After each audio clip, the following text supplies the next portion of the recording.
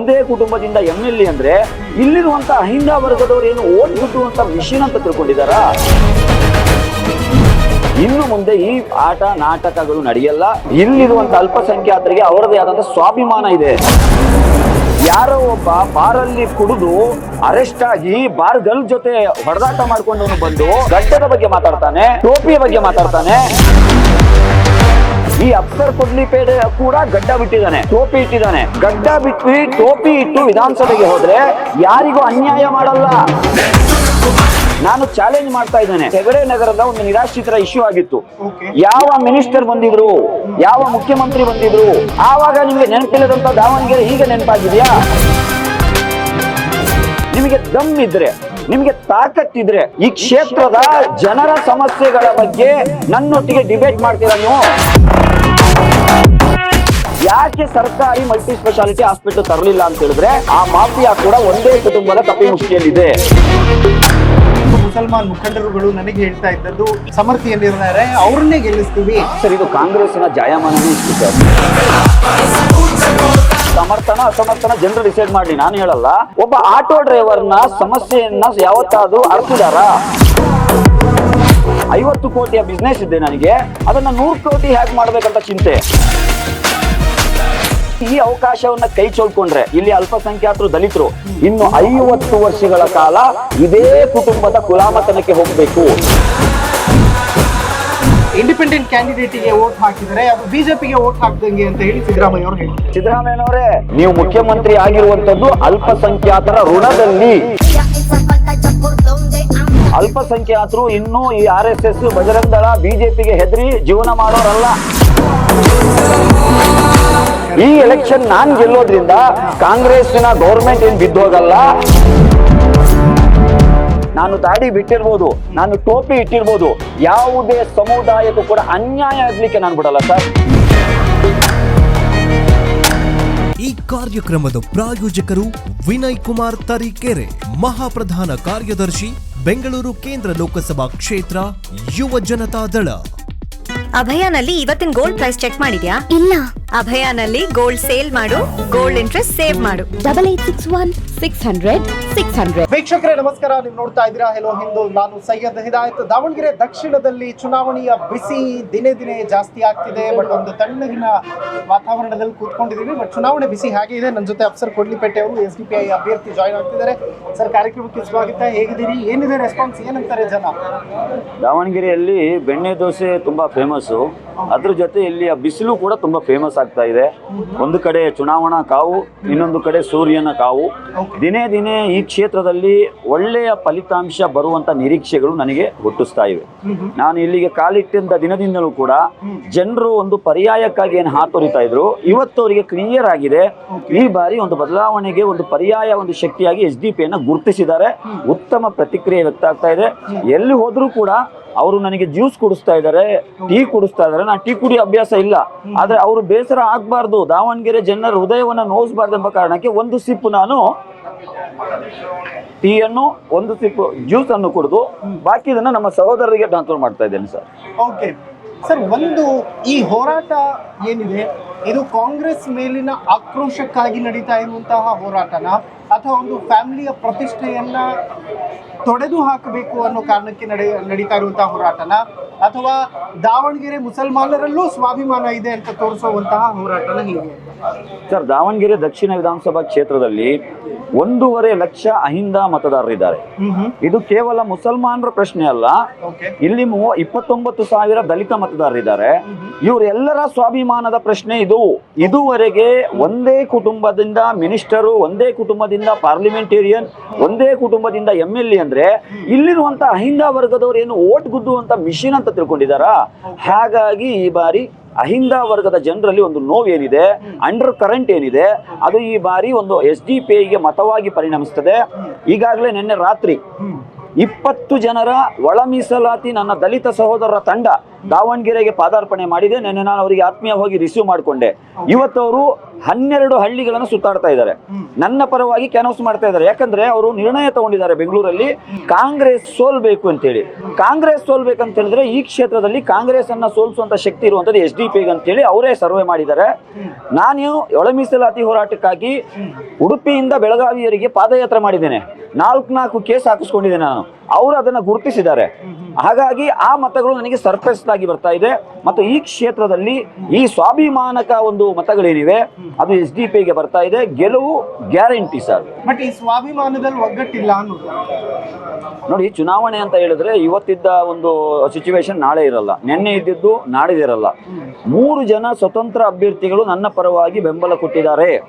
ಅದರಲ್ಲಿ ಪರ್ವೇಜ್ ಅಂತ ಹೇಳಿ ಒಬ್ಬ ಅಭ್ಯರ್ಥಿ ಅವ್ರು ಏನ್ ಹೇಳ್ತಾರಂದ್ರೆ, ಯಾಕಾಗಿ ನಾನು ನಿಮಗೆ ಬೆಂಬಲ ಕೊಡ್ತಾ ಇದ್ದೀನಿ ಅಂದ್ರೆ, ಅಫ್ಸರ್ ಕೊಡ್ಲಿಪೇಟೆ ವಿಧಾನಸಭೆಗೆ ಪ್ರವೇಶ ಮಾಡೋದಂದ್ರೆ ಕೇವಲ ಪರ್ವೇಜ್ ಮಾತ್ರ ಅಲ್ಲ, ಅಫ್ಸರ್ ಮಾತ್ರ ಅಲ್ಲ, ಕರ್ನಾಟಕದ ಎಲ್ಲ ಅಹಿಂದ ವರ್ಗದ ಧ್ವನಿಯಾಗಿ ನೀವು ಪ್ರವೇಶ ಮಾಡ್ತೀರಾ.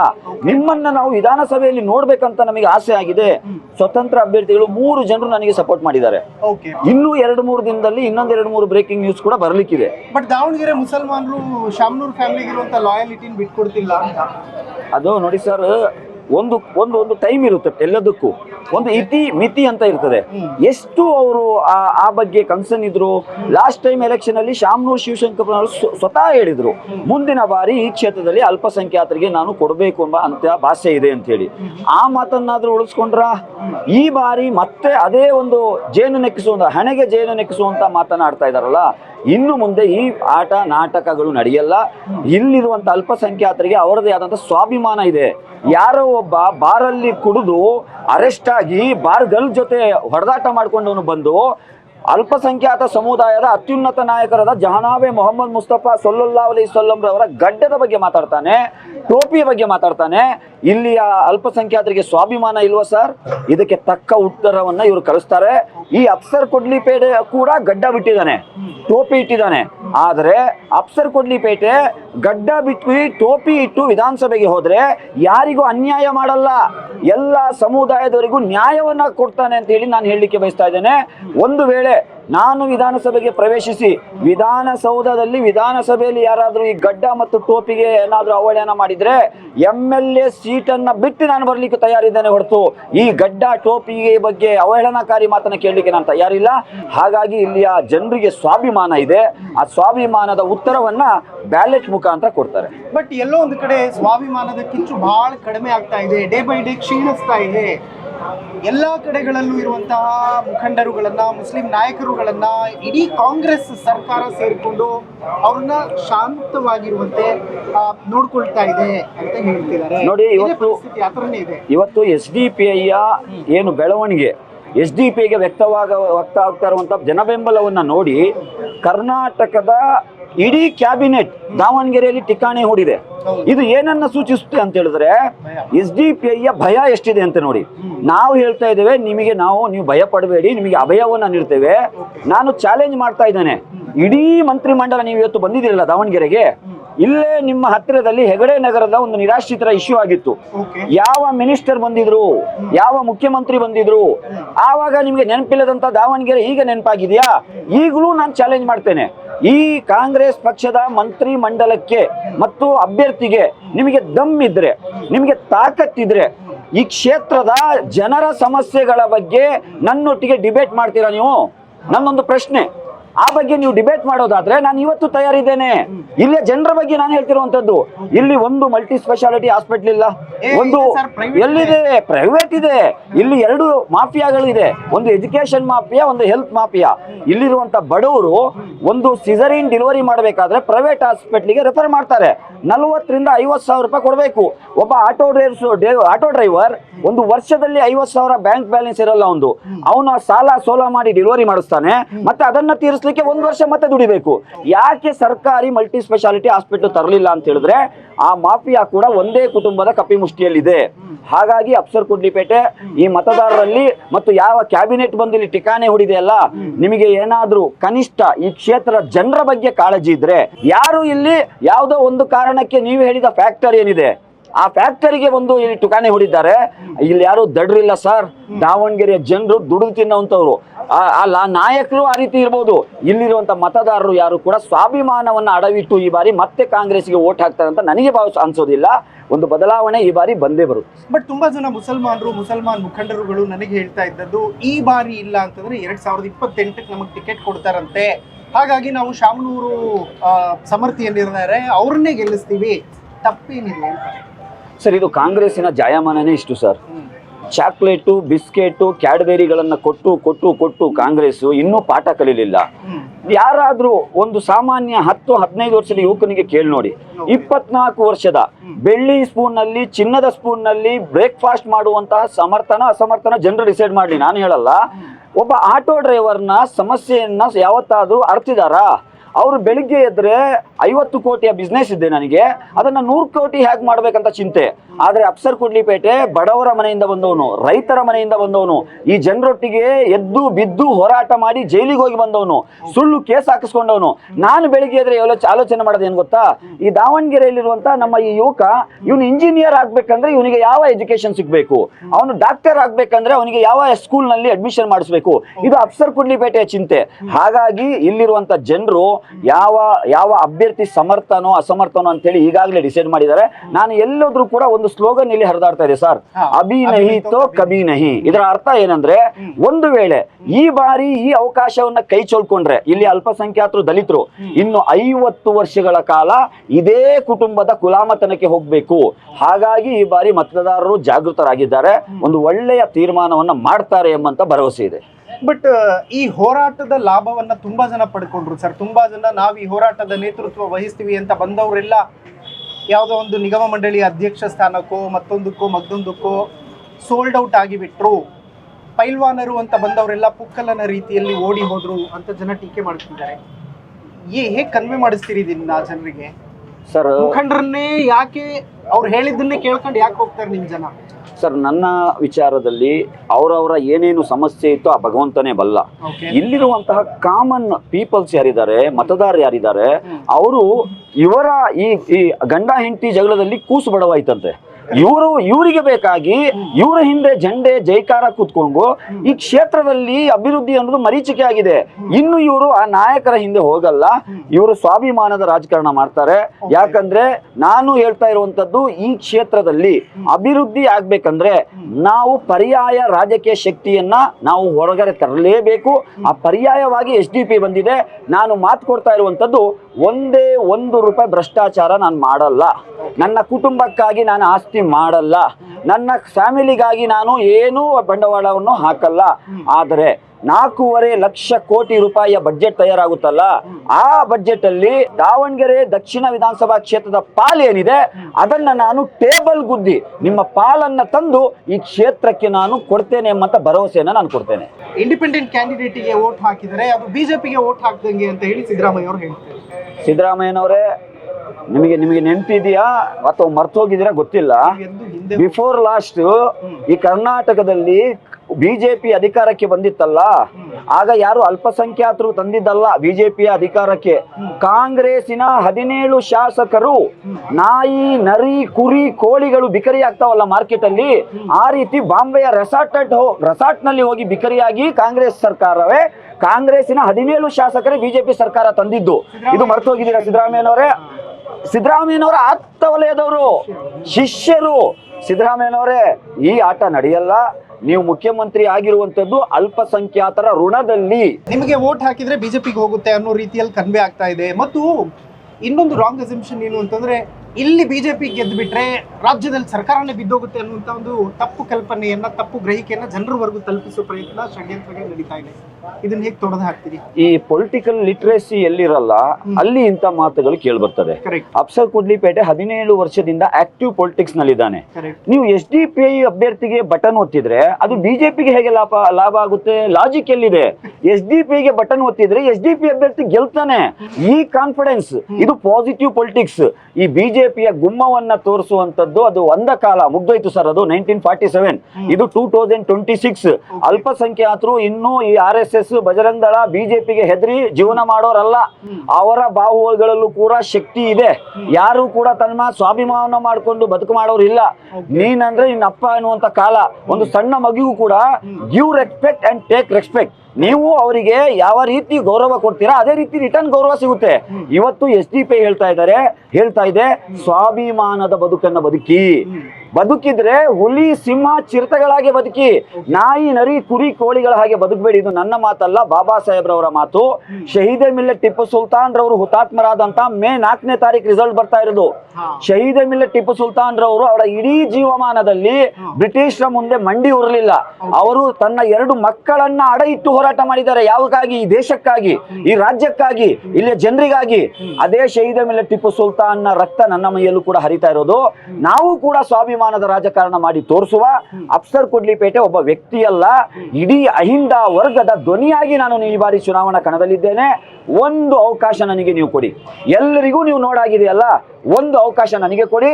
ಏನು ರಾಜಕೀಯ ಅಂದ್ರೆ ಸರ್ಕಾರದ ಕೆಲಸ, ದೇವರ ಕೆಲಸ ಅಂತ ಹೇಳಿ ವಿಧಾನಸೌಧದ ಹೆಬ್ಬಾಗಿಲಲ್ಲಿ ಕೆತ್ತಲಾಗಿದೆಯಲ್ಲ, ಅದು ಅಲ್ಲಿ ಕೆತ್ತಲಿಕ್ಕಿರುವಂತ ಸ್ಲೋಗನ್ ಅಲ್ಲ, ಅದನ್ನ ಪ್ರಾಕ್ಟಿಕಲ್ ಮಾಡಿ ತೋರಿಸ್ಲಿಕ್ಕಿರುವಂತ ಸ್ಲೋಗನ್ ಆಗಿ ನಾನು ಮಾಡಿ ತೋರಿಸ್ತೇನೆ. ಓಕೆ ಸರ್, ಏನ್ ಆಸೆ ಇಟ್ಕೊಂಡಿದ್ದೀರಿ ದಾವಣಗೆರೆ ದಕ್ಷಿಣಕ್ಕೆ? ಏನ್ ಮಾಡ್ಬೇಕು ಅನ್ನೋದಿದೆ ನಿಮ್ ಕಾನ್ಸೆಪ್ಟ್? ಸರ್, ನಂದು ತುಂಬಾ ಕನಸುಗಳಿವೆ ಸರ್. ಫಸ್ಟ್ ನನ್ನ ಕನಸು ಏನಂದ್ರೆ ಇಲ್ಲಿ ಬೇಸಿಕ್ ಎಮ್ಯುನಿಟಿಗಳಿಲ್ಲ ಸರ್, ಮೂಲಭೂತ ಸೌಕರ್ಯಗಳಿಲ್ಲ. ಕುಡಿಯುವ ಶುದ್ಧ ಒಂದು ಫಿಲ್ಟರ್ಡ್ ವಾಟರ್ ಇದಿಲ್ಲ, ಇಲ್ಲಿ ಸ್ಟೋರೇಜ್ ಇಲ್ಲ, ಅಥವಾ ಇಲ್ಲಿರುವಂತಹ ಒಂದು ಬ್ಯಾಂಕ್ ಇಲ್ಲ, ಒಂದು ATM ಇಲ್ಲ, ಇಲ್ಲಿ ಒಂದು ಪಾರ್ಕ್ ಇಲ್ಲ. ಪಾರ್ಕ್ ಇದೆ, ಅದು ಬೀಡಾಡಿ ನಾಯಿ ನರಿಗಳ ಇದಾಗಿದೆ, ನೀವು ನೋಡ್ಕೊ ಬನ್ನಿ. ಅದೇ ನೀವು ರೈಲ್ವೆ ಟ್ರ್ಯಾಕ್ ಆ ಕಡೆ ಹೋಗಿ, ದೊಡ್ಡ ದೊಡ್ಡ ಮಾಲ್ಗಳಿವೆ, ದೊಡ್ಡ ದೊಡ್ಡ ಬಿಲ್ಡಿಂಗ್ ಗಳಿವೆ.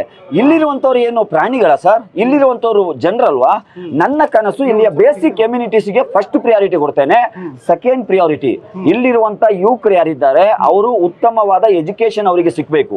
ಅವರು ಸೆಲ್ಫ್ ಎಂಪ್ಲಾಯ್ ಆಗಬೇಕು. ಎಲ್ಲವೂ ಸರ್ಕಾರಿ ಹುದ್ದೆಗೆ ಕಾದ್ರೆ ಆಗಲ್ಲ. ನಾನು ಡಾಕ್ಟರ್ ಸರೋಜಿನಿ ಮಹಿಷಿ ವರದಿಯಲ್ಲಿ ಕನ್ನಡಿಗರಿಗೆ ಖಾಸಗಿ ಉದ್ಯೋಗದಲ್ಲಿ ಮೀಸಲಾತಿ ತರಬೇಕಂತ ಹೇಳಿ ಬೆಂಗಳೂರಿನಲ್ಲಿ ಕನ್ನಡ ಪರ ಸಂಘಟನೆಗಳೊಂದಿಗೆ ಹೋರಾಟ ಮಾಡಿದವನು ನಾನು. ಹಾಗಾಗಿ ಇಲ್ಲಿ ಯುವಕರಿಗೆ ಅವರ ಸ್ಕಿಲ್ ಡೆವಲಪ್ಮೆಂಟ್ ಸೆಂಟರ್ಸ್ ಅನ್ನ ಓಪನ್ ಮಾಡಿದ್ರೆ ಅವರು ಕೂಡ ಉದ್ಯೋಗಸ್ಥರಾಗ್ತಾರೆ.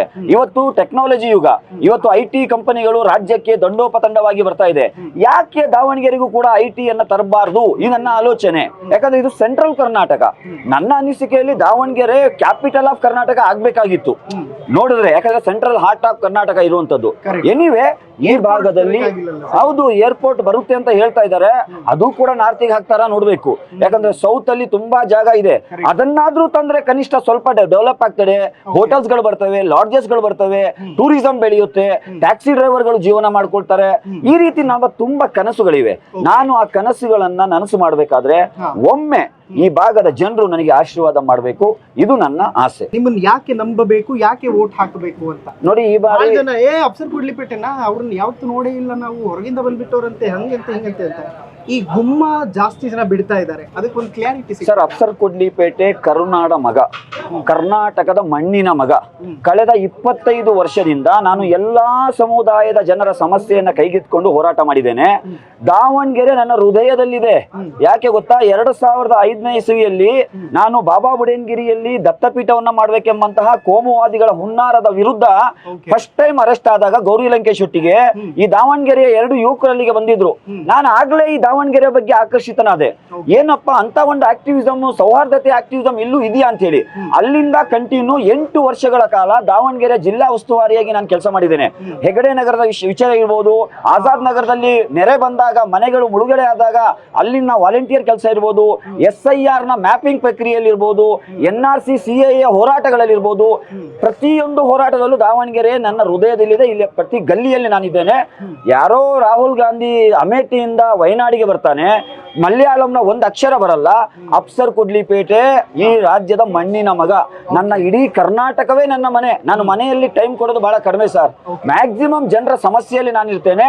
ಹಾಗಾಗಿ ಅದು ಯಾವುದು ಇಲ್ಲಿ ಫ್ಯಾಕ್ಟರ್ ಅಲ್ಲ. ನಾನು ಎಲ್ಲೋದ್ರೂ ಕೂಡ ನನಗೆ ಜನರು ಹೇಳ್ತಿರೋದು, ನೀವೇ ಅಲ್ವಾ ಹೆಗಡೆ ನಗರ ವಿಚಾರದಲ್ಲಿ ಧರಣಿ ಕೂತವ್ರು ಅಂತ ಕೇಳ್ತಾ ಇದ್ದಾರೆ, ರೆಕಗ್ನೈಸ್ ಮಾಡ್ತಾ ಇದ್ದಾರೆ. ನಾನು ಅಲ್ಲಿಗೂ ಕೂಡ ಹೋಗಿ ಬಂದೆ. 150 ಮನೆಗಳಿತ್ತು ಆ ಟೈಮಲ್ಲಿ, ಈಗ 4 ಮನೆ ಉಳ್ಕೊಂಡಿದ್ದಾವೆ. ಯಾಕೆ ಗೊತ್ತಾ?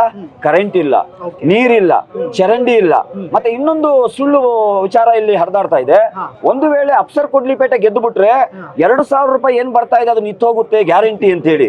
ಇದು ನಾನು ಹೇಳುವಂತದ್ದು, ಈ ಒಂದು ಬೈ ಎಲೆಕ್ಷನ್ ಒಂದು ಸೀಟಿಗೆ ನಡೀತಾ ಇರುವಂತದ್ದು. ಈ ಎಲೆಕ್ಷನ್ ನಾನ್ ಗೆಲ್ಲೋದ್ರಿಂದ ಕಾಂಗ್ರೆಸ್ನ ಗೌರ್ಮೆಂಟ್ ಏನ್ ಬಿದ್ದು ಹೋಗಲ್ಲ ಅಥವಾ ಬಿಜೆಪಿ ಏನ್ ಬಂದ್ ಹೋಗಲ್ಲ. ಇಲ್ಲಿ ಈ ಹೆದರಿಕೆ ಬೇಡ. ಇದು ಕೆಲವರಿಗೆ ನಾಲೆಡ್ಜ್ ಇರಲ್ಲ, ಪಾಪ ಬಡವರಾಗಿದ್ದಾರೆ, ಅವ್ರಿಗೆ ಹೆದರಿಕೆ ಇದೆ. ಈ ಗ್ಯಾರಂಟಿ ಅವ್ರು ಕೇಳಿದಲ್ಲ, ಸರ್ಕಾರ ಹೇಳಿರೋ ಗ್ಯಾರಂಟಿ ಕೊಡ್ತಾ ಇದೆ, ನೀವು ತಗೊಳ್ಳಿ. ಅಫ್ಸರ್ ಕೊಡ್ಲಿಪೇಟೆ ಗೆದ್ರೆ 2,000 ರೂಪಾಯಿ ಯಾವುದೇ ಕಾರಣಕ್ಕೂ ನಿಲ್ಲಲ್ಲ, ನಾನು ಕ್ಲಿಯರ್ ಮಾಡ್ತಾ ಇದ್ದೇನೆ. ಓಕೆ, ಅಫ್ಸರ್ ಕೊಡ್ಲಿಪೇಟೆ ಅವರೇ, ನಾನು ನೋಡಿದ ಹಾಗೆ ಚಿಕ್ಕ ಚಿಕ್ಕ ಹುಡುಗರ ಬಾಯಲ್ಲಿ ನಿಮ್ಮ ಹೆಸರು ಭಾಳ ಓಡಾಡ್ತಿದೆ. ಸಣ್ಣ ಮಕ್ಕಳು ಜಾಸ್ತಿ ಫ್ಯಾನ್ಸ್ ಇದಾರೆ ನಿಮ್ಮ ದಾವಣಗೆರೆಯಲ್ಲಿ. ಬಟ್ ಮನೆಯಲ್ಲಿರುವಂಥ ಹೆಣ್ಮಕ್ಳಿಗೆ ಹೆಂಗೆ ರೀಚ್ ಆಗಬೇಕು ಅಂತ? ಸರ್, ನಮ್ಮ ಪಕ್ಷದಲ್ಲಿ ವುಮೆನ್ ಇಂಡಿಯಾ ಮೂವ್ಮೆಂಟ್ ಎಂಬುವಂತಹ ಲೇಡೀಸ್ ವಿಂಗ್ ಇದೆ. ಅವರು ನಿರಂತರವಾಗಿ ನಾನು ಮನೆಗೆ ಹೋದ್ರೆ ಜಸ್ಟ್ ನಾಕ್ ಮಾಡ್ಬೋದು. ಮನೆಯಲ್ಲಿ ಗಂಡಸರಿಲ್ಲ ಅಂತ ಹೇಳಿದ್ರೆ ನಾನು ನೆಕ್ಸ್ಟ್ ಡೋರಿಗೆ ಹೋಗ್ಬೇಕು.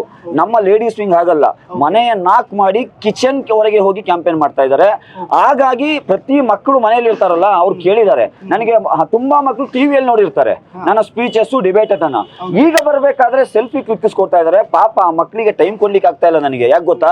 ಈ ಕ್ಯಾನೋಸಿಂಗ್ ಬಿಸಿಯಲ್ಲಿ ನಾನು ಆ ಮಕ್ಕಳಿಗೆ ಏನ್ ಹೇಳ್ತಾ ಇದ್ದೀನಿ ಗೊತ್ತಾ? MLA ಆದ್ಮೇಲೆ ನಾನು ಸೆಲ್ಫಿ ಕೊಡ್ತೀನಿ ಅಂತ ಹೇಳ್ತಾ ಇದ್ದೇನೆ. ಪಾಪ ಮಕ್ಕಳು ಒಂದು ಆಶಾವಾದಿಗಳು ಸರ್, ಅವರಿಗೆ ನಿರಾಶೆ ಪಡಿಸಬಾರ್ದು. ನಾನು ಮತ್ತೆ ಬರ್ತೇನೆ, MLA ಆದ್ಮೇಲೆ ನಾನು ಸೆಲ್ಫಿ ಕ್ಲಿಕ್ಕಿಸ್ಕೊಡುವ ಅಂತ ಹಲವಾರು ಮಕ್ಕಳಿಗೆ ಹೇಳ್ತಾ ಇದ್ದೇನೆ ನಾನು. ಓಕೆ, ನನಗೊಂದು ಪ್ರಶ್ನೆ ಸರ್. SDPI ಅನ್ನುವಂಥದ್ದು ಒಂದು ಕೋಮುವಾದಿ ಪಕ್ಷ ಮತ್ತು ಒಂದೇ ಕೋಮಿನ ಓಲೈಕೆ ಮತ್ತು ಒಂದೇ ಕೋಮಿಗಾಗಿ ಇರುವಂತಹ ಪಕ್ಷ. ಅನ್ಯ ಕೋಮಿನವರನ್ನ ಅವರು ತಮ್ಮವರು ಅಂತ ಒಪ್ಪಿಕೊಳ್ಳೋದಿಲ್ಲ, ಆ ಥರದ ಮನಸ್ಥಿತಿ ಇರುವಂತಹ ಪಕ್ಷ. ಮತ್ತು ಇದು ಡೇಂಜರ್, ಸೋಷಿಯಲ್ ಆಂಟಿ ಎಲಿಮೆಂಟ್ ಇರುವಂತಹ ಪಕ್ಷ ಅನ್ನೋ ರೀತಿಯಲ್ಲಿ ಇದೆ. ಈ ಥರದ ಕಲ್ಪನೆಗಳಿಗೆ ಅಥವಾ ಈ ಥರದ ಹೇಳಿಕೆಗಳಿಗೆ, ಈ ಥರದ ತೇಜೋವಧೆಗಳಿಗೆ ಅಫ್ಸರ್ ಕೊಡ್ಲಿಪೇಟೆ ಅವರು ಹೇಗೆ ಆನ್ಸರ್ ಮಾಡ್ತಾರೆ? ಸರ್, ಸ್ವಾತಂತ್ರ್ಯ ಹೋರಾಟ ನಡೀತಾ ಇರಬೇಕಾದ್ರೆ ಈ ದೇಶಕ್ಕಾಗಿ ಪ್ರಾಣ ತ್ಯಾಗ ಮಾಡಿದಂತ ಶಹೀದ್ ಭಗತ್ ಸಿಂಗಿಗೆ ಬ್ರಿಟಿಷ್ ಏನ್ ಹೇಳಿದ್ರು ಅಂದ್ರೆ ಟೆರರಿಸ್ಟ್ ಅಂತ ಹೇಳಿದ್ರು. ಅದೇ ರೀತಿ SDPI ಈ ಬಾಬಾ ಸಾಹೇಬ್ ಅಂಬೇಡ್ಕರ್ ಅವರ ಸಂವಿಧಾನದ ರಕ್ಷಣೆಯ ಟೊಂಕ ಕಟ್ಟಿ ನಿಂತಾಗ ನಮ್ಮನ್ನ ಅವರು ಆ ರೀತಿ ಆರೋಪ ಮಾಡುವಂತದ್ದು ಸಹಜ. ನೋಡಿ, ಕೊಡಗಿನಲ್ಲಿ ದಿಡ್ಡಳ್ಳಿಯಲ್ಲಿ 500 ಮನೆಗಳ ಮೇಲೆ ಬುಲ್ಡೋಸ್ ಮಾಡ್ತಾರೆ. ಅವರ ಪರವಾಗಿ ನಾನು 1 ವರ್ಷಗಳ ಕಾಲ ಹೋರಾಟ ಮಾಡಿ ಅವರಿಗೆ ವೆಲ್ ಪ್ಲಾನ್ಡ್ ವೆಲ್ ಸೆಟ್ಲ್ಡ್ ಒಂದು ಕ್ವಾರ್ಟರ್ಸ್ ಕಟ್ಟಿಸ್ಲಿಕ್ಕೆ ಹೋರಾಟ ಮಾಡ್ತೇನೆ. ಅವರು ನನ್ನ ಸಮುದಾಯದವರಲ್ಲ. ದಿನೇಶ್ ಕನ್ನಾಡಿಯ ಹತ್ಯೆ ಆಗ್ತದೆ. ಬೆಳ್ತಂಗಡಿಯಿಂದ ಮಂಗಳೂರಿನವರೆಗೆ 48 ಕಿಲೋಮೀಟರ್ ಪಾದಯಾತ್ರೆ ಮಾಡ್ತಾನೆ ಈ ಅಫ್ಸರ್ ಕೊಡ್ಲಿಪೇಟೆ. ಅವನು ನನ್ನ ಸಮುದಾಯದವನಲ್ಲ. ನಾನು ಡಾಕ್ಟರ್ ಸರೋಜಿನಿ ಮಹಿಷಿ ವರದಿಯಲ್ಲಿ ಕನ್ನಡಿಗರಿಗೆ ಉದ್ಯೋಗದಲ್ಲಿ ಮೀಸಲಾತಿ ಸಿಗ್ಬೇಕಂತ ಹೋರಾಟ ಮಾಡ್ತೀನಿ. ಅದು ನನ್ನ ಸಮುದಾಯದ ಹೋರಾಟ ಅಲ್ಲ. ಆಂಟಿ ಫಾರ್ಮರ್ಸ್ ಬಿಲ್ ತಂದಾಗ, ಕರಾಳ ಕೃಷಿ ಕಾಯ್ದೆ ತಂದಾಗ ಬೆಂಗಳೂರಿನಲ್ಲಿ ರೈತ ಸಂಘಟನೆಗಳೊಟ್ಟಿಗೆ ಬಡಗಲ್ಪುರ್ ನಾಗೇಂದ್ರ ಮತ್ತು ಕೋಡಿಹಳ್ಳಿ ಚಂದ್ರಶೇಖರ್ ಒಟ್ಟಿಗೆ ಹೋರಾಟ ಮಾಡಿ ಅರೆಸ್ಟ್ ಆಗ್ತೀನಿ. ಅದು ನನ್ನ ಸಮುದಾಯದ ಹೋರಾಟ ಅಲ್ಲ. ಇದೇ ರೀತಿ ಹಲವಾರು ರಾಜ್ಯದ ಮಹಿಳೆಯರು, ಮಕ್ಕಳು, ವಿದ್ಯಾರ್ಥಿಗಳು, ರೈತರು, ಬಡವರ ಪರವಾದಂತಹ ಹಲವಾರು ಹೋರಾಟದಲ್ಲಿ ನಾನು ಭಾಗವಹಿಸಿದ್ದೇನೆ. ಹಾಗಾಗಿ ನೀವು ಹೇಳುವಂತ ಸುಳ್ಳು ಆರೋಪ ಅದು ಯಾವುದೇ ಇಲ್ಲಿ ವರ್ಕೌಟ್ ಆಗಲ್ಲ. SDPI ಸರ್ವ ಜನರನ್ನು ಒಳ್ಳೆ ರೀತಿಯಲ್ಲಿ ಸಾಮಾಜಿಕ ನ್ಯಾಯದ ತಳಹದಿಯಲ್ಲಿ ರಾಷ್ಟ್ರ ಕಟ್ಟಬೇಕು.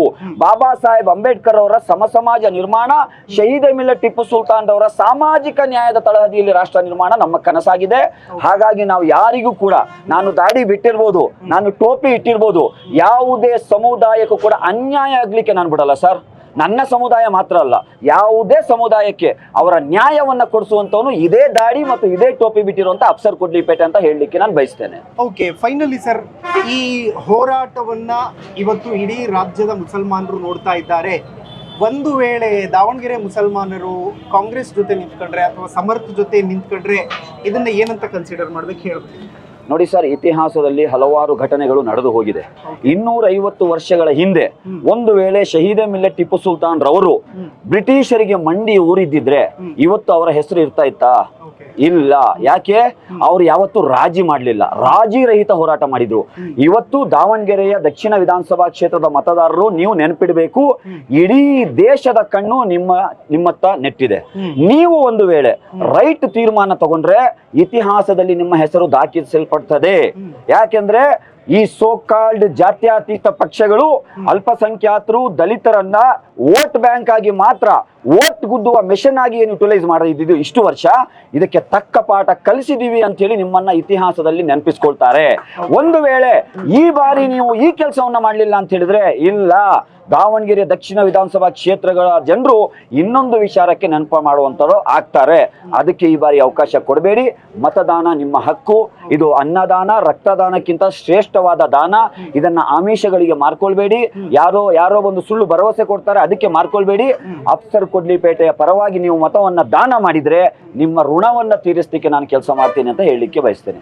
Okay, thank you so much Afsar Kodlipet ಅವರೇ, ಬಹಳ ಖುಷಿ ಆಯ್ತು. ಅದೇನೇ ಇರಲಿ, ಈ ಸ್ವಾಭಿಮಾನದ ಹೋರಾಟ ನನಗೆ ಗೊತ್ತಿಲ್ಲ ಯಾವ ಹಂತಕ್ಕೆ ಹೋಗಿ ನಿಲ್ಲುತ್ತೆ ಅಂತ.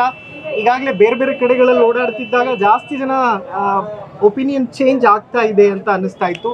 ನೋಡೋಣ ಏನಾಗುತ್ತೆ ಅಂತ. And thank you very much, ಬಹಳ ಖುಷಿ ಆಯ್ತು ನಮ್ಮ ಜೊತೆ ಮಾತಾಡಿ. ನೋಡ್ತಾ ಇರಿ ವೀಕ್ಷಕರೇ, ದಾವಣಗೆರೆ ದಕ್ಷಿಣದ ರಿಸಲ್ಟ್ ಯಾವ ರೀತಿಯಾಗಿ ಬರುತ್ತೆ ಮತ್ತು ಇಲ್ಲಿ ಸ್ಪೆಷಲಿ ಮುಸಲ್ಮಾನರ ಸ್ವಾಭಿಮಾನದ ಪ್ರಶ್ನೆ ಇದೆ. ಆ ಸ್ವಾಭಿಮಾನ ಉಳಿಯುತ್ತಾ ಉರುಳುತ್ತಾ? ಕಾಲವೇ ಉತ್ತರ ಕೊಡುತ್ತೆ. ನೋಡ್ತಾ ಇರಿ ಹೆಲೋ ಹಿಂದೂ. ನಾನು ಸೈಯದ್ ಹಿದಾಯತ್, ಸೈನಿಂಗ್ ಆಫ್ ದಾವಣಗೆರೆಯಿಂದ.